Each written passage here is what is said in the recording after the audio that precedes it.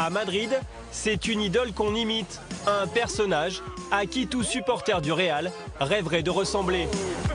C'est le meilleur, il n'y a personne comme lui. Pas ce gardien de Neuer et encore moins Messi. C'est un joueur merveilleux. Physiquement, c'est un athlète né. L'envie, l'intensité, la vision du jeu, il a tout. Quand les autres sont en vacances, lui s'entraîne pour rester le meilleur.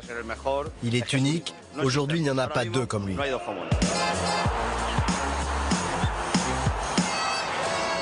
Cristiano Ronaldo a été meilleur que tout le monde cette année. Il mérite le ballon d'or. C'est le plus grand sportif de tous les temps. Du milieu provocateur à l'attaquant plein de sang-froid obnubilé par le but, Ronaldo s'est transformé au fil des années, porté par une puissance physique sans égale. Côté physique, c'est un robot, un sacré robot. Alors, comment travaille le double ballon d'or?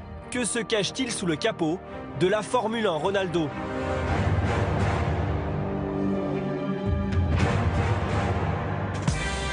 Déjà 26 buts cette saison avec le Real en Liga. Un but toutes les 55 minutes. 74% de frappes cadrées. Du jamais vu dans le football moderne. Et pourtant, rien ne semble compliqué avec Ronaldo. C'est un grand joueur, donc c'est facile. Hein. C'est quelqu'un qui est attiré par le but. Donc voilà, il reçoit des ballons et puis après, voilà, devant la cage, il loupe rarement. Une force qui étonne encore son agent Jorge Mendes que nous avons rencontré la semaine dernière. Avant un match, tu ne te demandes pas s'il va marquer, tu te demandes juste combien de buts il va marquer. Impossible de le comparer à un autre joueur parce que ce serait injuste. C'est un ailier. Donnez-moi l'exemple d'un joueur sur les 20 dernières années qui aurait marqué 10% du total des buts que Ronaldo a marqué. Totalement impossible.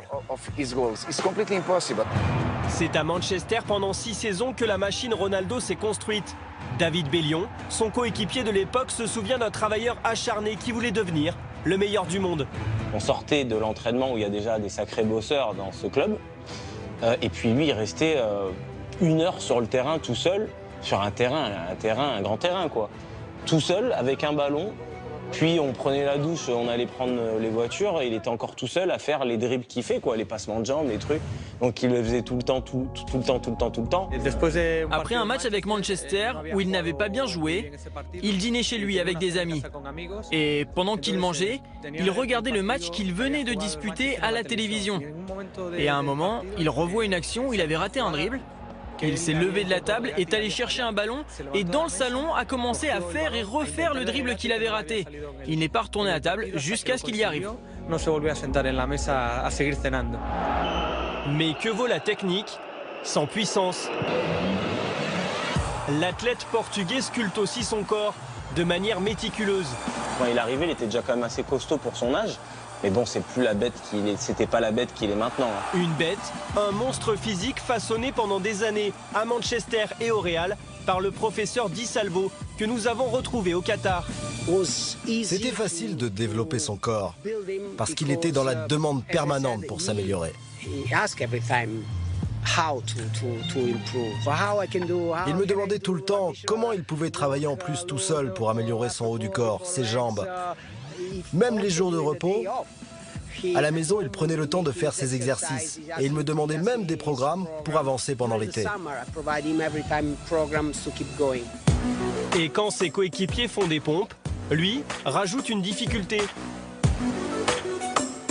Ronaldo ferait même 1000 abdos par jour, un mythe qu'il aime entretenir. Oui, c'est vrai, il adore travailler ses abdos, ses dorsaux. Il adore travailler quotidiennement au développement de son corps. Avec Cristiano, le professeur Di Salvo utilisait même la vidéo. C'est la première fois qu'il révèle ces images à la télévision. Il a des marqueurs sur tout son corps ici. Cela nous donne des infos sur sa manière de courir. Objectif, maximiser les performances du superathlète et corriger le moindre petit défaut sur sa posture.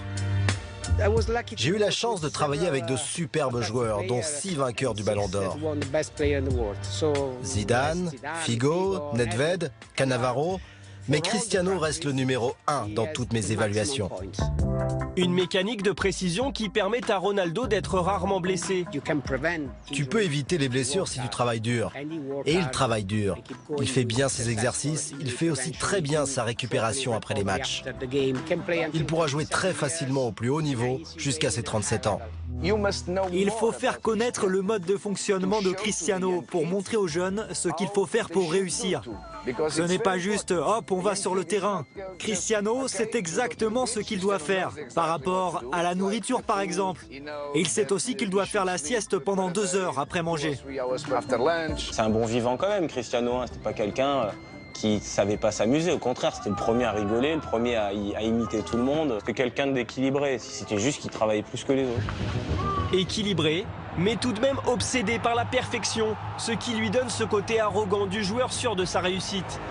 Une belle arrogance, voilà. C'est pas une mauvaise arrogance, c'est quelqu'un, l'arrogance, mais une belle arrogance qui l'a poussé à aller au-dessus des limites. Il ne veut pas être le meilleur joueur de l'année, il veut être le meilleur joueur de tous les temps. Alors, avec ses statistiques irréelles en 2014, le Ballon d'Or lui semble promis pour la 3e fois, malgré sa Coupe du Monde complètement ratée avec le Portugal l'été dernier. C'est dur de gagner la Coupe du Monde avec le Portugal. Il a gagné la Ligue des Champions, il a marqué une tonne de buts. Ce serait logique qu'il gagne le Ballon d'Or, même s'il n'a pas gagné la Coupe du Monde, comme d'autres avant lui. Par rapport au monstre de travail qu'il est, s'il l'a, il le mérite. Ça, c'est sûr que tout ce qu'il a, lui, il le mérite. Je le mettrai en numéro 1 sur la saison qu'il a faite. Donc voilà, pour moi, pour le moment, c'est le meilleur joueur. Ouais. Rien n'est impossible. En fait, si.